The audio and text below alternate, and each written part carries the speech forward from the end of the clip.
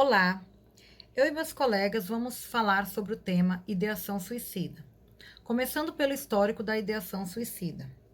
A palavra suicídio surgiu no século XVII na Inglaterra em 1642, obra do inglês Sir Tom Browne, chamada De Religio Medici.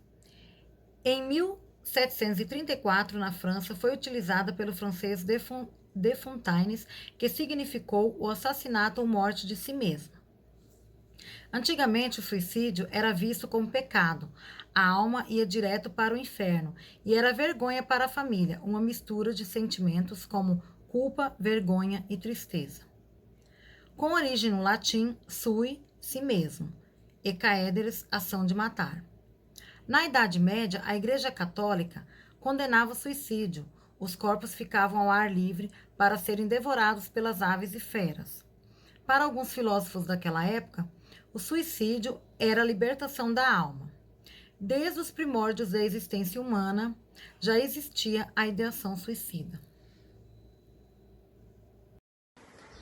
O comportamento suicida tem sido conceitualizado como um contínuo de pensamentos e comportamento, desde a ideação até o suicídio em si.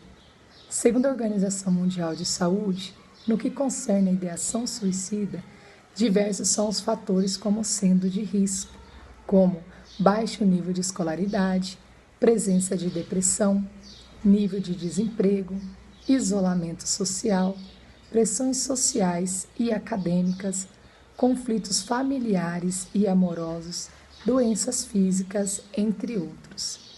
É importante ressaltar que pensamento suicida ou ideação suicida significam pensar ou planejar o suicídio. Os pensamentos podem variar de um plano detalhado. Na maioria dos casos, eles são temporários e podem ser tratados, mas, em alguns casos, colocam o indivíduo em risco de tentar ou completar o suicídio. Uma das maneiras de auxiliar o paciente a refletir e agir de forma mais adaptativa e funcional pode ser através de um treino de capacidade de resolução de problemas. Assim, o terapeuta deve estimular o paciente a apresentar os problemas que enfrenta em seu dia a dia e que lhe causam sofrimento, buscando soluções possíveis, podendo dar, por exemplo, questionamento sobre como ele advertiria alguém ao agir daquela forma e, ainda assim, dando potenciais saídas como forma de estimular o seu pensamento. E sendo assim, de forma mais generalizada, a TCC tem como objetivo indicar modificações do pensamento social do paciente e em suas crenças básicas, englobando a maneira como ele vê o mundo, como se vê e como vê as pessoas ao seu redor. Pois assim que os indivíduos aprendem a identificar e melhorar os seus pensamentos de maneira realista e se dispõem a mudanças, eles conseguem obter melhoras. A ética do psicólogo diante da ideação suicida. De frente com um caso de ideação suicida ou tentativa, o psicólogo deve evitar denotar supervalor ou desvalor ao comportamento/pensamento, tratando de forma natural e acolhedora. Denota-se a importância do sigilo no papel do psicólogo. Com casos de ideação suicida, o sigilo pode ser mais difícil de lidar. É importante lembrar nesse momento que cada caso é um caso e cada paciente tem a sua história. É durante o contrato, na primeira sessão, que o psicólogo deve pontuar que, apesar do sigilo ser uma prática ética obrigatória, o mesmo pode ser quebrado, caso haja alguma possível ameaça à vida do paciente, como, por exemplo, a ideação suicida. O Código de Ética do Psicólogo aponta ao psicólogo o sigilo profissional que deve ser mantido obrigatoriamente. Contudo, existem exceções.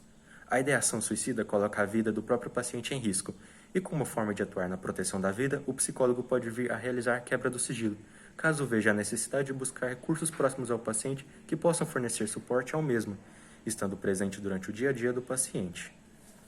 Apesar disso, é importante o trabalho do psicólogo fazer a escolha das informações que devem ser compartilhadas e das que devem ser resguardadas, devendo o psicólogo, em casos de ideação suicida, manter-se atento a sinais e realizar documentações de todas as sessões, a fim de evitar que ele possa ser acusado de negligência ou má prática da profissão.